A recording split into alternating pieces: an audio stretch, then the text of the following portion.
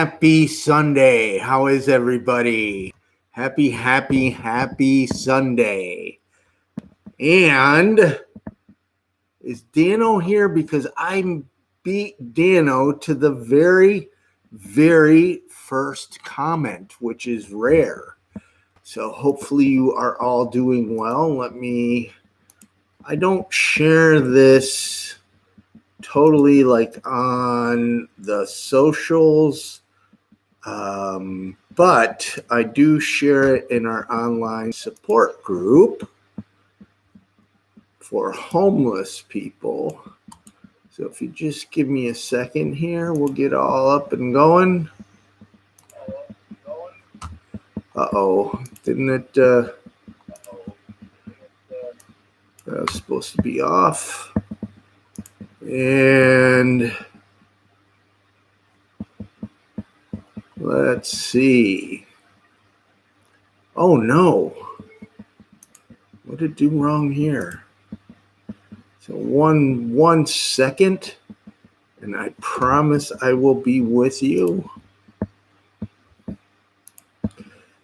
We have an online support group for homeless people and formerly homeless people, and I have been chastised, or it's been strongly told to me that people want to know that we are live. So this is one place. Put the link so people can watch. And speaking of people that can watch, if I was thinking about it, planning ahead better, I would have maybe asked Chris if she wanted to go live. So I don't know if Chris is even tuned in, but Chris is a homeless friend that I just spent a little time with. So here we are, Sunday night. I turned 60 yesterday. I did not know if I was even going to live stream today. And I love you guys so much. I was just hanging out thinking, oh my gosh, I got to set up the camera gear. So it's a little different. The lights are yucky and you just make it happen. In the chat room, I see Derek and I see Addie, and they are, I will argue, pretty sure I saw Addie. Yes, there she is. I will argue, and hopefully you guys will argue with me. They are the best moderators on live streams. They are, I think Daryl likes to go by Daryl. Derek likes to go by Troll Zapper. And I actually had a good 60th birthday. So, hey, Walter. As many of you know, the pandemic has changed everything. By the way, how's the audio? I don't know. I haven't used this remote mic in a while. Let me know if there's audio problems. I think I have it set up right. Hopefully it's loud enough, and hopefully it's not distorted. So, thank you, everybody. Thank you for letting me know about the audio. So the pandemic has changed everything. And 60-year-old birthday is a big one. Normally, I don't even celebrate this birthday. It's the big number. In August 24th, I will hit 26 years sober this year. Knock on table. And that's a better number. So I prefer to celebrate that one, but the 60 is pretty big. And you guys thank you, Paul. Thank you for your donation. You guys last Sunday donated. I'm very grateful. We did a birthday campaign on our Facebook. I'm extremely grateful. And so I came into Los Angeles, and I'm here for a couple of reasons. And one was to celebrate my birthday. Can you guess what I did? I spent the last 4 days, handing out socks to homeless people. And that was my birthday present to me of being of service, of helping others. Then, if it wasn't for the pandemic, we would have thrown a party last night. So if you've been following me, when I travel, I try to meet the people that I'm connected with online. Many of them are homeless, especially people in our online support group. I try to connect with them, so the internet is a wonderful thing. But I believe strongly that you've got to take these connections that you make online and whenever possible, meet in real life. The pandemic has made that hard. But for example, when I don't even remember the town Addie lives in a small town up near St. Paul. And I drove down and she wanted cheese. And we went out to a cheese place. Walter is talking about In-N-Out burgers. So in Los Angeles, there's the biggest group of homeless people. And we often will take over a restaurant, which is super fun. But like for Walter at the time, Walter is now in housing. But at the time,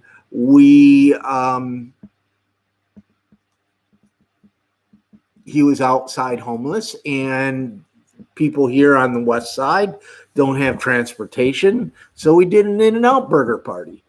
And so anyways, last night, I wish more than anything that, and I looked into it, we looked at maybe catering a picnic outside, maybe renting a banquet space, doing something, because then you'd have to social distance and you met.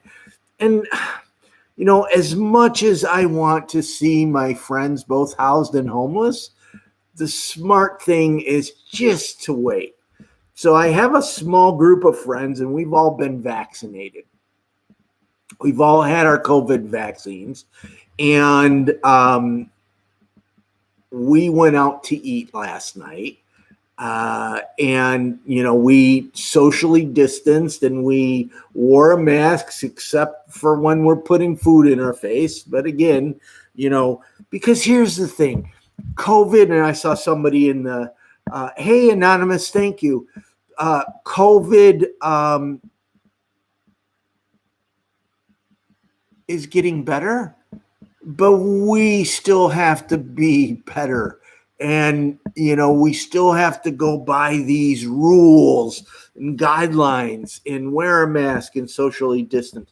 But I got to tell you, it was, I had a good birthday. It was the first time that I can remember in a long time that I've hung out with people in a restaurant. And it was really amazing. Now, normally I'm one of those people, I don't know if you're like me, but I'm one of those people, like when birthdays come around or people want to help, I spend my life helping others, but when somebody wants to do something for me, I feel uncomfortable. So then I shut them down. Well, this year, my friend Jane, who's also on the Invisible People board and co-founder of K-Town for All, asked, hey, do you want to go out to dinner? We all, Dano's in the house, and he's blaming me. I got the first comment in, Dano. What's funny, I got to tell you, Dano, I didn't know if I was going to do a live stream today. I mean, it's 5:00 here in California with daylight savings time. The sun's out. I want to go. I got a couple pairs of socks left. and I thought, if I go live here at 7 or whatever, that's way too late for Dano. So this live stream at 5 o'clock Best Coast time is for you. Hey, Richard, thank you.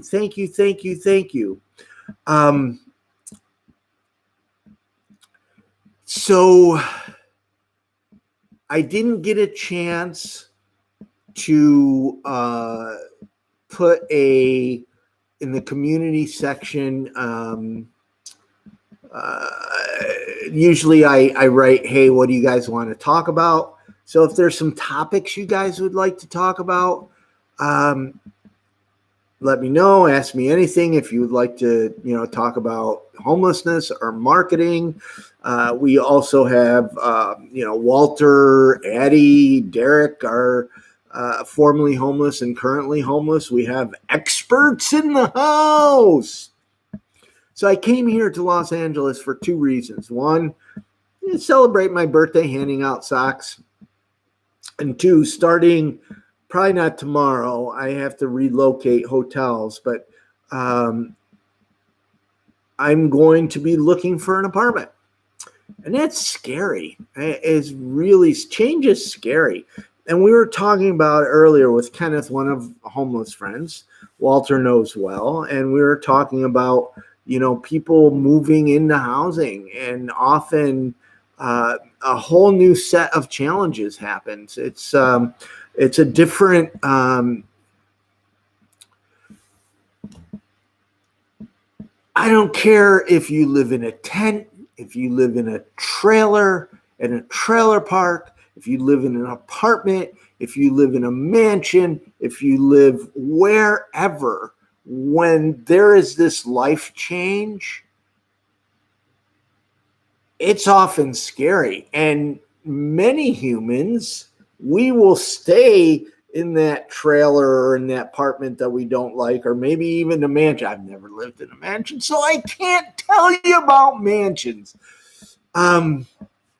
longer than we should, because we're scared of change. We're scared of change. And please, if you guys have questions, please tag me so that I can see. Dano, I did.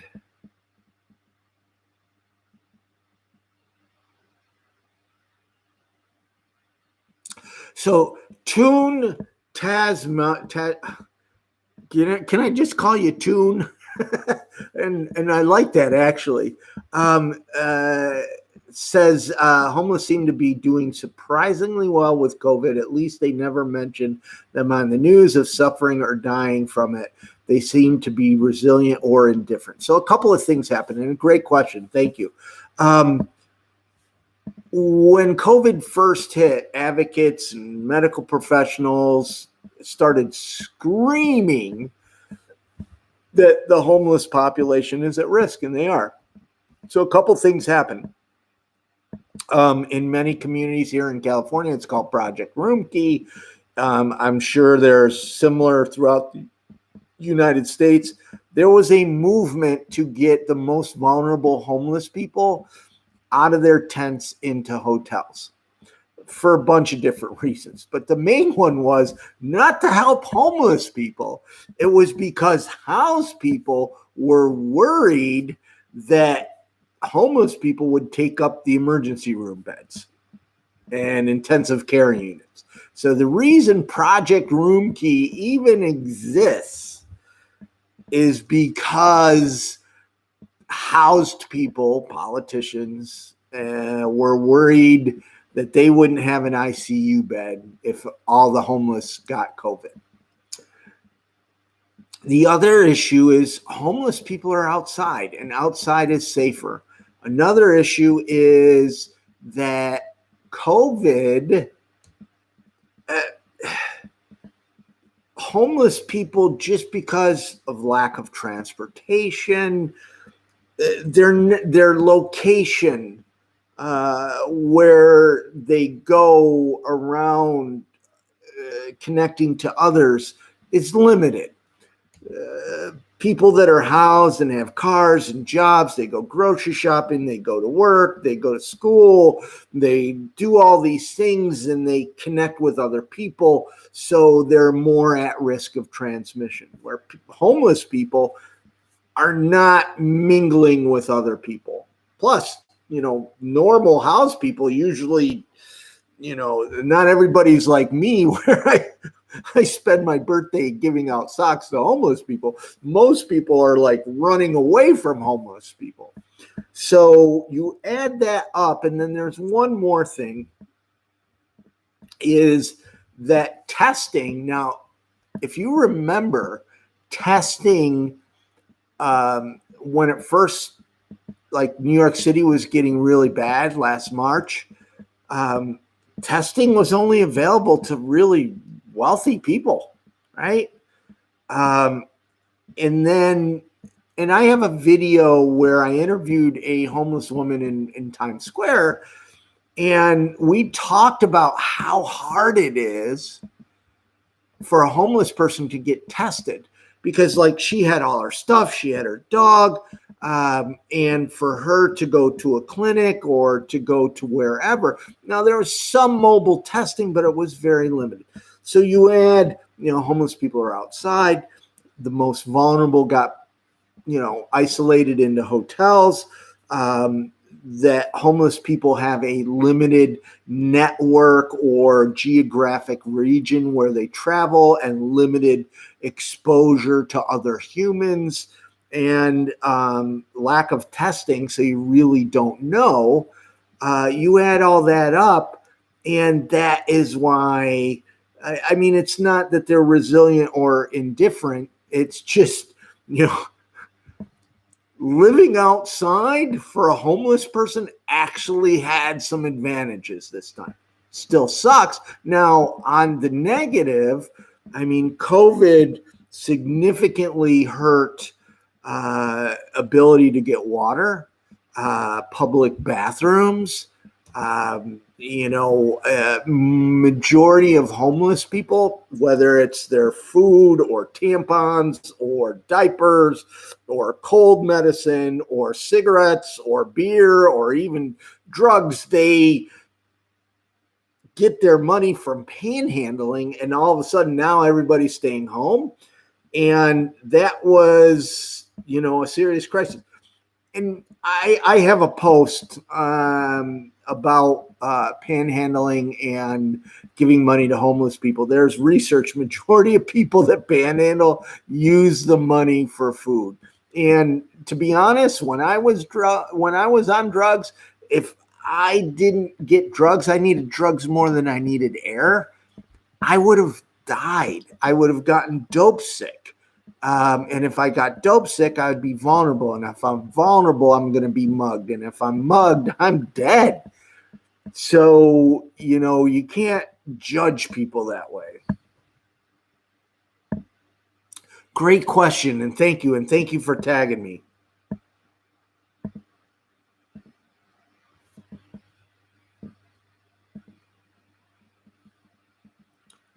Uh-oh, where'd I? Hey, Mike, thanks for the donation.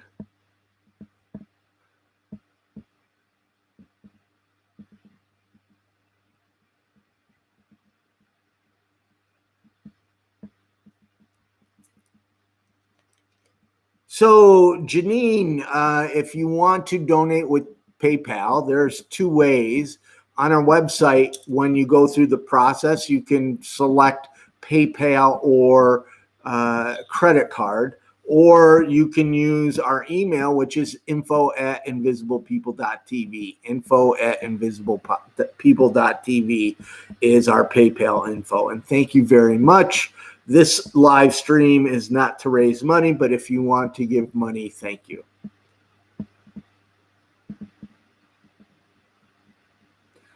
Hey, Michelle, I wish I could do an update. I've been trying to get to New York City again. Hopefully I can soon.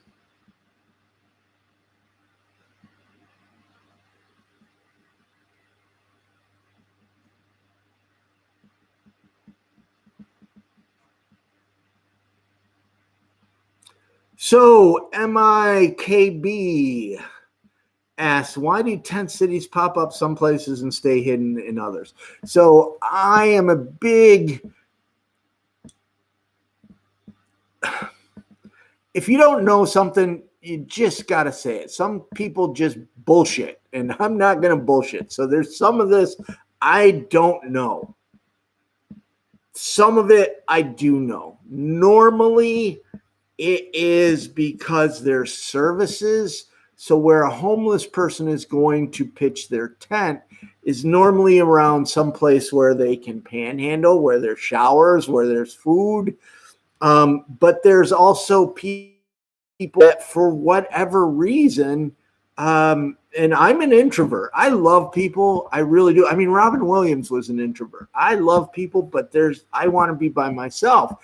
And sometimes people will go camp out on the woods, a little farther, isolated, because they want to, it's kind of the same thing as, why do some people live in the city and some people live miles out, and away? Obviously, it's a little different because, homeless people don't have income and much choice, but we're humans and we all want to live in some place where we feel comfortable. But I'll be totally honest with you. One thing, and I'm speculating here, is, and maybe somebody has some insight, because there's several homeless people and formerly homeless people in the chat, but I often see homeless people pitching their tent or, making their bed at night right in the middle of some place where there's a lot of traffic. And to me, I'm a light sleeper, and I don't know why. To me, I'm speculating here. My guess is that they choose that area because if somebody comes and mugs them or sets them on fire, here's the thing is, that violence against homeless people is increasing. People are setting homeless people on fire. So I think they, live or find a place to sleep in their mind, that if something happens, that people driving by would stop. I have talked to a few homeless people about this. They said that's the reason. I don't know if that's the reason for everybody. Hey, Toon, you're welcome. That was a very good question.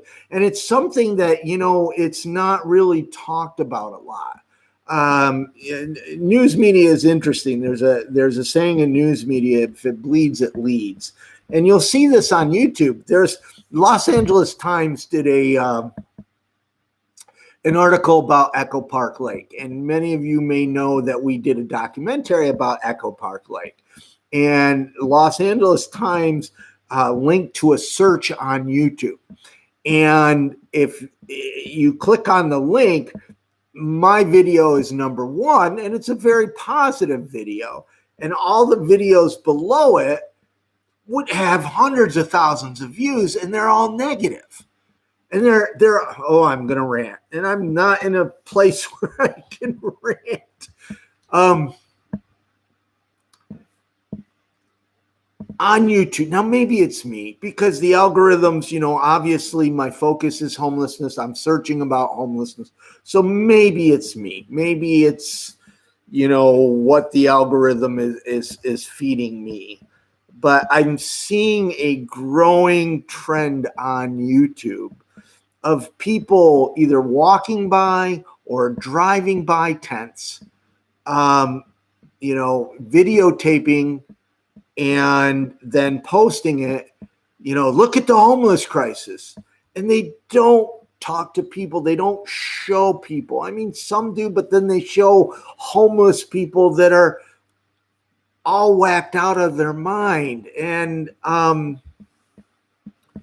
it's frustrating to me. I feel like sometimes Invisible People is the only one out there saying, no, these are real people. And yes, it's a crisis.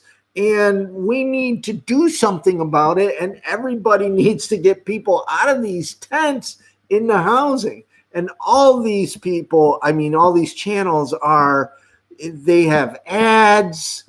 And we have ads on the mini documentaries and some, but on our interview videos, we don't, because it just wouldn't be right. That's what separates Invisible People as a nonprofit from being a YouTuber. And I get it. Some people are just trying to make some money. And so they've learned that if they, drive by tents and show some video of tents, that they're going to get traffic and get ads and make money. So part of me is like, well, good for them. But it's frustrating because it's not the truth of homelessness. Look at our last mini doc. If you go to the channel, it's Dr. King doing house calls. I mean, we're honest about addiction. We're honest about mental health. We're honest about senior homelessness, but we're also showing that there's solutions and that there's people being helped. I think, what happens is, gosh, this autofocus. Sorry, people, I'm on the road.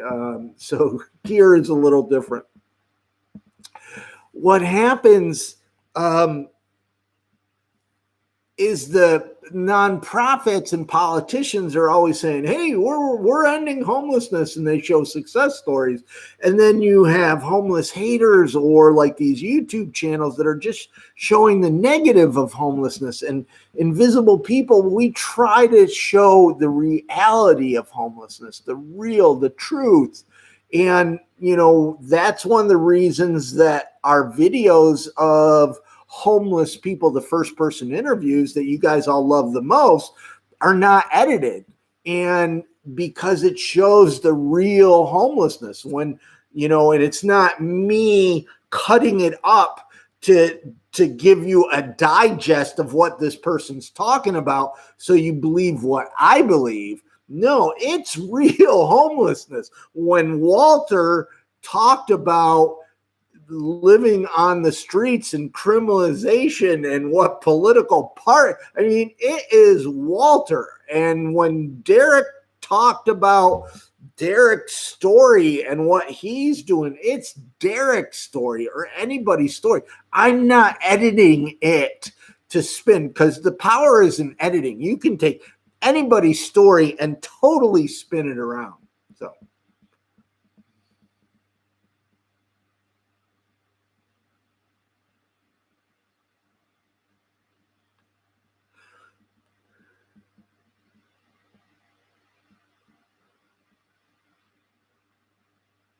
So Dano asks, what am I looking for as an apartment? So obviously, I'm not going to have a huge amount of money. I've worked free for 12 years, and Invisible People's Board I don't give my own salary, has decided on a salary. And I am going to rent an apartment, because if I'm not getting paid, I can't rent an apartment. But to be totally honest, Dano, what I look for is an apartment around community. So my last apartment here was in Pasadena, and it was walking distance to two very vibrant communities: movie theaters, restaurants, coffee, cafes. Because what happens with me is I'm single, and I will be home, and all of a sudden I'll start getting into the poor me's. Poor me, I'm so lonely, poor me. And if I have to drive someplace to go to the movies, or if I have to drive someplace to go get a cup of coffee, I'll just sit in the apartment and go, poor me, poor me. So what I'm looking for is a area where there's a community in walking distance. I'm probably going to end up back in Hollywood, because every time I've moved here, I land in Hollywood, and then I live in Hollywood for a year while I look for another place. I am thinking about downtown. I'm not 100% sure. um, downtown's more expensive. I would really, and I don't know if I can afford it. I have a couple of places I'm going to go look at. I would love a second bedroom because, being honest,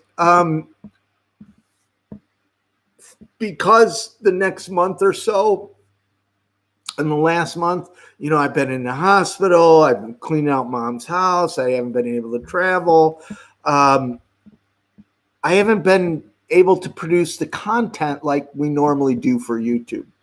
And the growth has stopped. We should have already hit 1 million subscribers. But so when I land in Los Angeles, I would really like to figure out how to either get some kind of studio or a second bedroom that I can make into a studio so I can do more of these videos. I really want to we're going to do some scripted content. We're going to do more mini documentaries, but there's videos that I have a list of videos that I want to do, and I just haven't been able to do. The reason is a place. So not having a studio where I can just quickly do them. I'm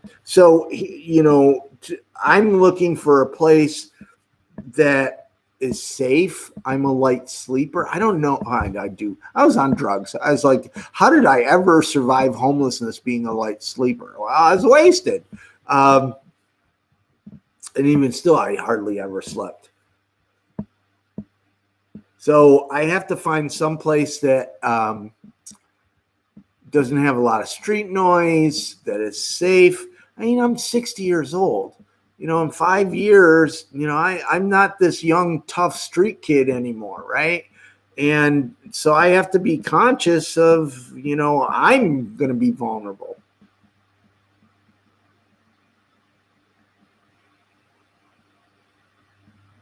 Hi, Tara. I did not see the joke. Tara says she's mentioning some humor.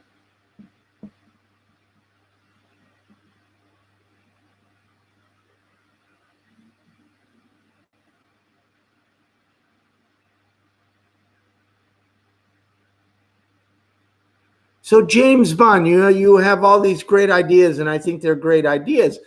But if I'm going to live in a single mobile home, there's no mobile home anywhere like where I need to live, right? There's no mobile home in Los Angeles. Some on the outskirts, and then it's an hour and a half drive at $4 a gallon in gas.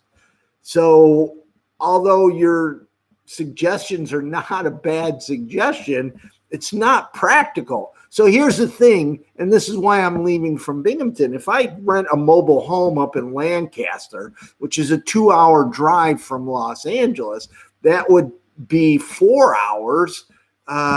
It's just not practical to be able to connect with homeless services and to have impact. So here's my choice: live someplace cheap. I could stay where I'm at in Binghamton, New York. I could stay there the rest of my life, right? And there's no homeless. There's homeless people, but it's such a small rural community. They're hidden. And so, I could stay there rest of my life and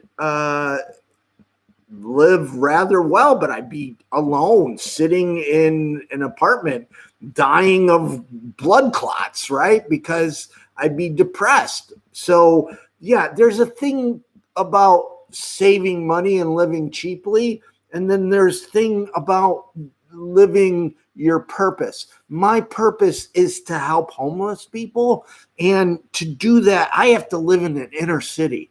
I can't live in the outskirts. And, I can't live in an RV or a mobile home. I can't. I'm 60 years old. The bladder's going. I got to pee all the time, right? And when I'm 65, I'm probably going to be sleeping in a bathroom. I got to pee so much. So living in an RV is just not practical. Living in a van is just not practical.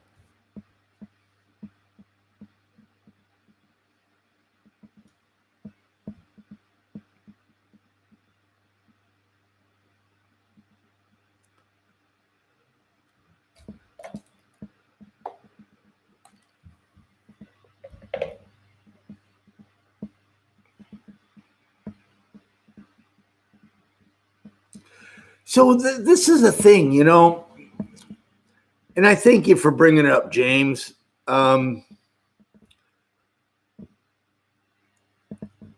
Everybody lives their life differently. I have friends that are stuck in jobs they hate. They live in, you know, places that,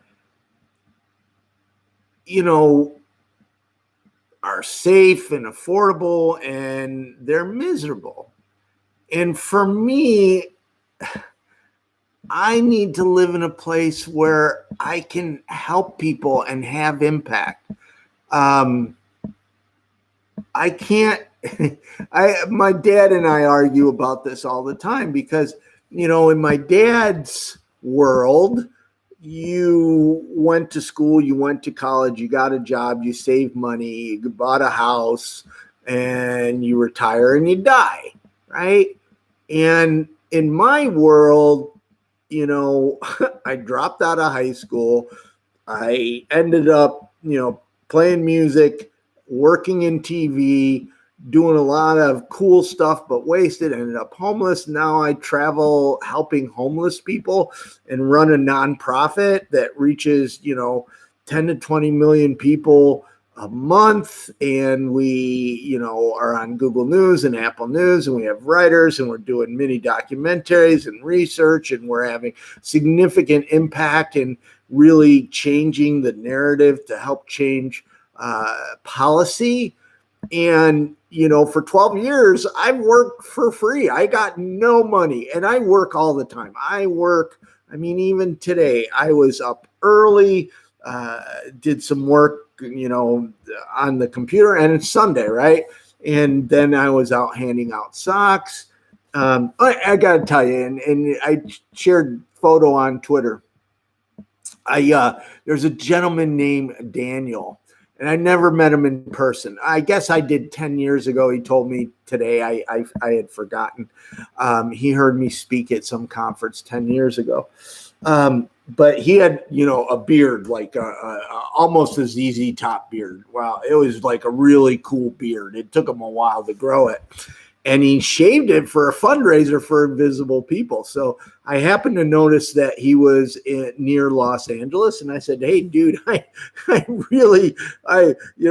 grateful for everybody that donates or raises money for invisible people. We, you know, every donation goes to change policy, to educate the public. It's a unique nonprofit. I mean, we do charity work a little bit, but we are about ending homelessness, not maintaining homelessness." So anyways, I took Daniel out on a sock tour today, which was really, really fun. And I'm glad I was able to do that. And I totally forgot the point I started on.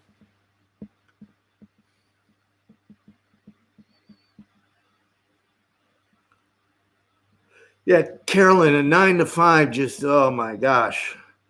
Hey, Anonymous, thank you for the donation. To be honest, if I lived in a trailer park someplace, I'd die. And not because trailer park living is bad. It's great for some people. I'm dying in Binghamton, New York. The reason I believe that I got blood clots in my lungs and went to the hospital is because I was depressed, and, you know, there's no life for me sitting in that house. Even though I could live there the rest of my life, there's no life.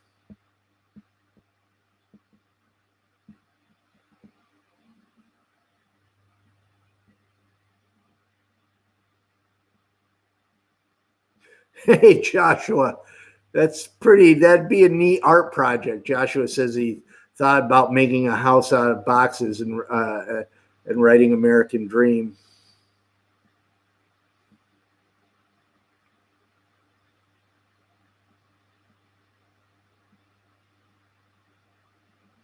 Hey, Suar. Yeah, I got to tell you, my life is coming back since the '08 crash. So I lost my apartment. Not my apartment. I lost my house. So I went from homelessness to homeowner. Nobody helped. My dad bought me vitamins, right? My dad bought me vitamins for Christmas. And I did it. It took years, but I went from homeless to my own home. And then in '08, I lost everything again. And I feel like for the last 12 years since the '08 crash, I've been in survival mode. I mean, I started Invisible People, and we've done a lot of cool stuff, and tens of thousands of homeless people have been helped, and it's truly amazing. We've changed not only how people think about homelessness, we've changed how the sector thinks about storytelling. And it's truly, truly, truly amazing. And then I went home to take care of my mom. And I am so grateful that I got to spend time with my mom. But it was professionally and personally. I mean, I believe Invisible People would be a lot further along, and I'd probably be married by now. But taking care of my mom was one regret, or not taking care of my mom was one regret that I wasn't going to have. So I took care of my mom, and I'm grateful for that. So now I got to get out. I'm dying in Binghamton, New York. So I got to, thank you. So I mean, I'm here. I have purpose. I'm hanging out with people. I'm doing something to help people. I have, it's just night and day.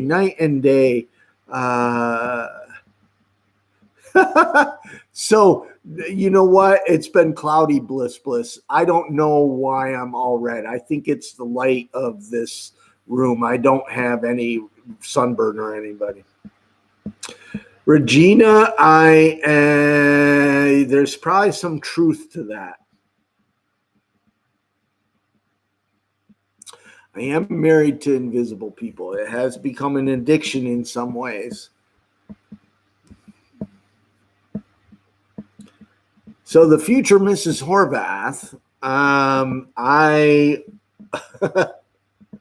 is going to have to wean. Well, I mean, I don't think I'm 60. It's going to be hard to change. Let's put it that way. And I don't think significant others are to change anybody. You know, the idea where I'm going to change him or I'm going to change her is just ridiculous.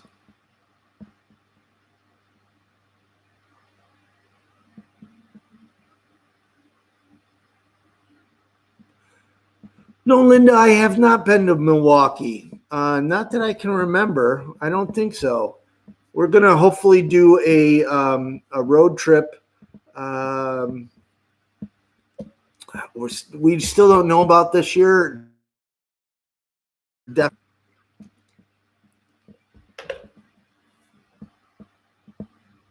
Okay, where are we? We are at, so we have 15 minutes left. What do you guys want to talk about?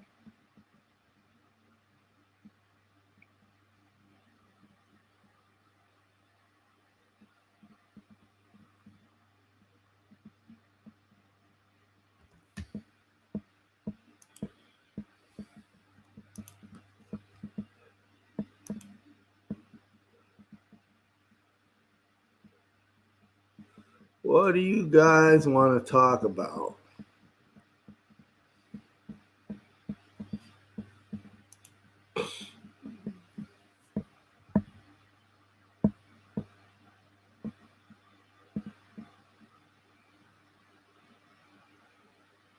Joshua, there's been here in Los Angeles, there's 200,000 empty apartments. No, Dano, I'm coming over to the UK to party.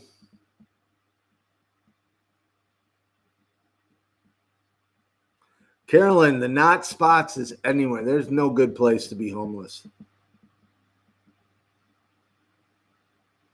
I don't know. Where's your Eddie? Where's your friend Tristan? She keeps on dangling a plane ticket, and I never see it. So talk to Tristan.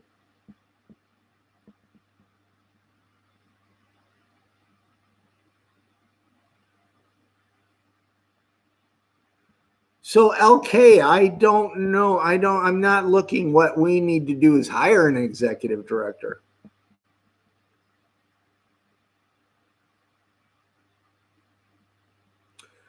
Yeah, Michelle, it is. So what it is it's not a stock problem. It is affordability problem.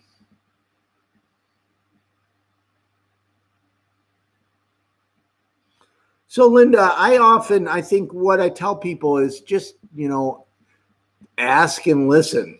I mean, I bought Sinbad a tent because he says, I'm talking to him and he says, I need a tent that I can stand up in. So I bought him a tent that he could stand up in.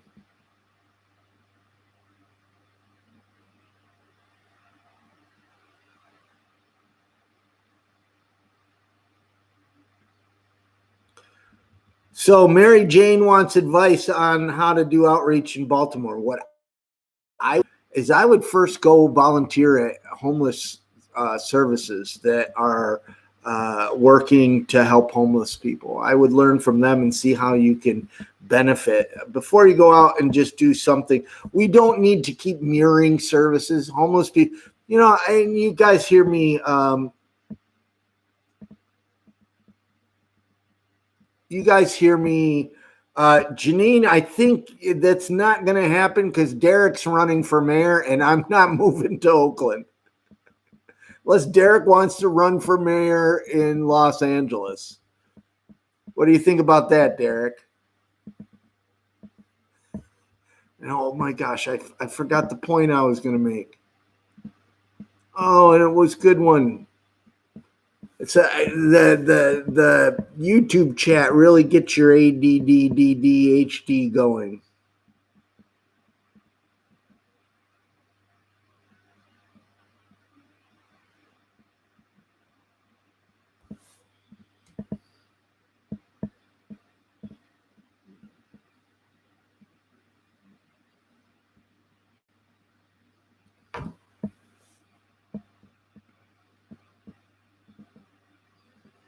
So Delta F, I have an email. I can't help you with your blueprint.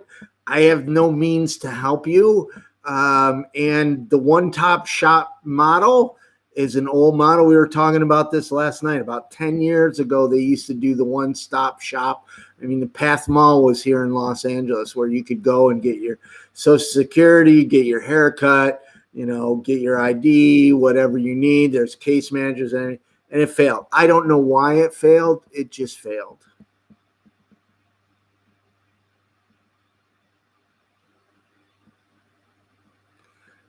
Hey, I don't know how to pronounce your name. You're talking about No Man Land. It's on Hulu, so I can't see it. I would really like to see it.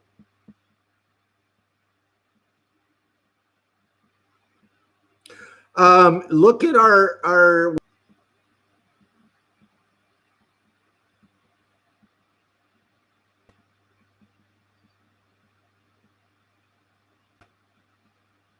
Thank you, Michael.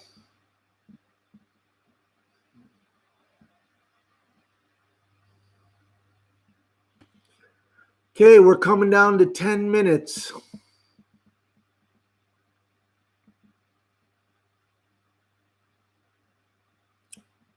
Hey, Ari.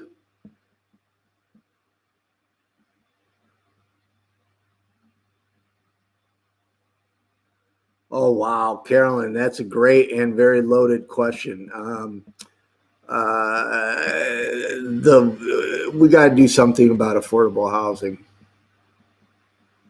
I'm not really a policy person.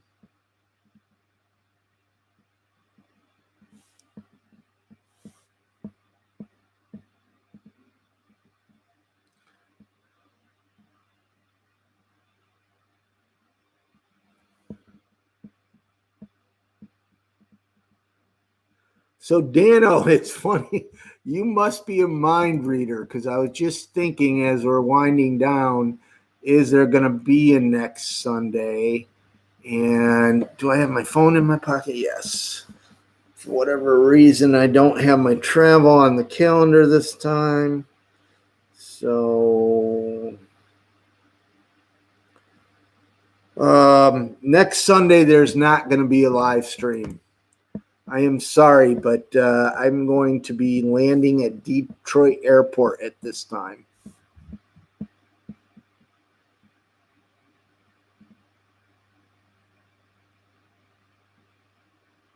Thank you, Abraham.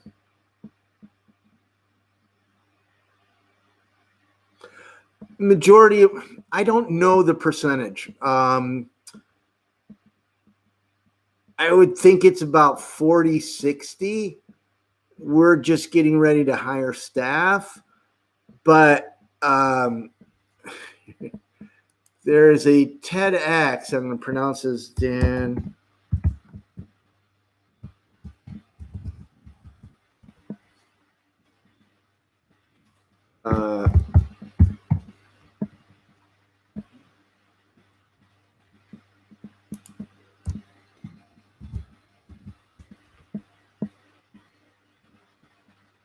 I'm not going to be able to. Yeah, there it is. There it is. Dan Pallotta. You to watch figures, then I lose it. Dan Pallotta. I'm going to find the YouTube one.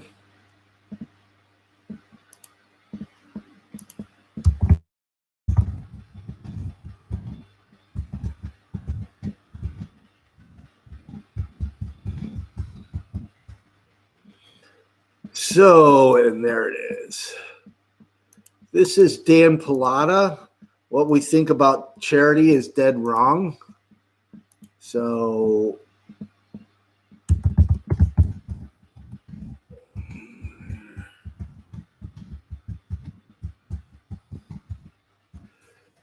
we have been trained that admin cost is bad, but charities need admin cost to be able to raise money to do more work. So, and then there's been this movement that has reinforced this thinking. So, if let's say a charity is 75% admin and 25 direct services, but by spending of costs like fundraising, they're able to help more people. So we automatically have this program, you know what I mean? I get it. There should be balance, right? And we automatically have this programming that we don't want to spend any money on payroll or insurance or paper clips or fundraising or all that stuff. We don't want to spend any money. But how does a charity operate if they can't buy paper clips? How does a charity operate if they cannot hire staff? You know, one of the things that is going to drive me crazy is, you know, for the last 12 years, I've been able to, you know, people say this or that, and I'm able to say, you know what, I don't make any money, and that's the truth. And I know every time I said that, people are like, yeah. The idea that only poor people can help the poor is whacked, totally whacked. I mean, when I end up homeless again, and chances are very real that I end up homeless again, I want Bill Gates to help me, or Warren Buffett, or Jeff Bezos, right? You know, we have this thinking that, oh my gosh, they shouldn't, all the money, every penny donated should just go to sandwiches. Well, sandwiches aren't going to end homelessness. And somebody still has to buy the bread and the peanut butter and the knife and put them on. And so this idea of admin versus program, I mean, there should be balance. And what you have to look at is not admin versus program, but impact. What is the impact that nonprofit is having? So when you look at a charity navigator or one of these reports, they only report on financials. They don't report on impact. And again, this is a really, I'm going to put it.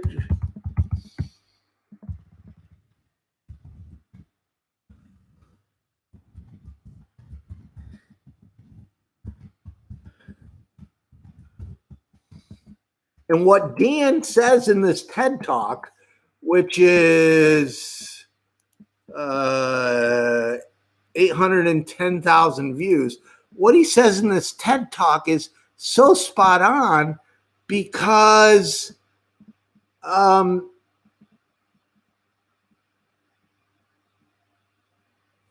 admin costs are what charities need to do the work. Admin costs are what charities spend on fundraising. So when you reduce admin costs, you're actually reducing the chances that they're going to be able to be effective, that the chances that they're actually going to be able to do the work that you're donating money to.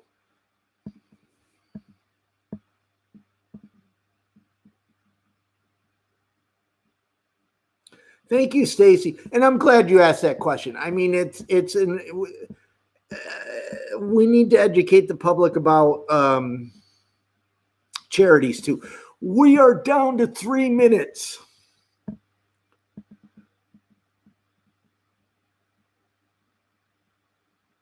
Yeah, Abram, watch the video. Dan Pilate, he says it way better than I do. That's his whole thing, is re-educating us about charities.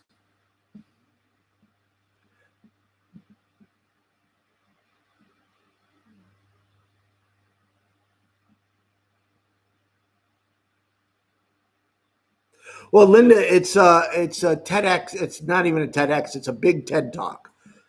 So watch the video. It's really amazing. And we are programmed as a society that we want to feed people. I mean, that's I think what I was talking about earlier is, when COVID hit, volunteerism tanked, understandably. But as I was walking around the last couple of days, volunteering, there's overabundance of people out feeding. I walked by a homeless group of tents yesterday, and they had milk crates upon milk crates of food. They got food. They don't have housing. They got food. They don't have health care. They got food, but we're going to feed them again. I don't know. I've told you this story. I'm going to tell it again. I was in different church groups, came and fed the same people. Probably 20 church groups came that day. My guess is. The same people. They've got food. They've got food. And there's food insecurity in this country. It's seniors in housing. It's seniors and homeless people in housing. And it's, So next week, no live stream. And you guys, I hope you bear with me, because the next month or two, I'm looking for some ways to create different types of content and content producers, because I know you guys, you love the videos we're putting up, and I'm grateful for that. And but for the I need a little bit of grace, because for the next couple of weeks, I am going I really got to spend 100% of the time on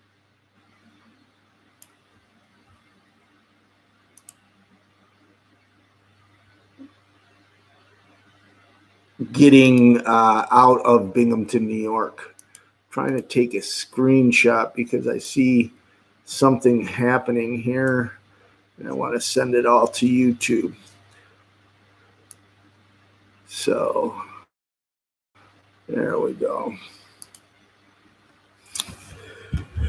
Well, folks, thank you very much. Thank you, Addie, and thank you, Derek. Let's have a round of applause. You know why I clap like this? Because I come out of television, and when people do that, it's not good. So I always feel like a seal. Arr, arr, arr, arr, arr. That was you know what? It's time to go. If I'm doing seal imitations and really bad seal imitations, it is time to go. Well, folks, thank you for another marvelous Sunday night. No stream next Sunday. I'm traveling. I think the world of all of you. And thank you so much for the support. And have a marvelous week and see you in 2 weeks.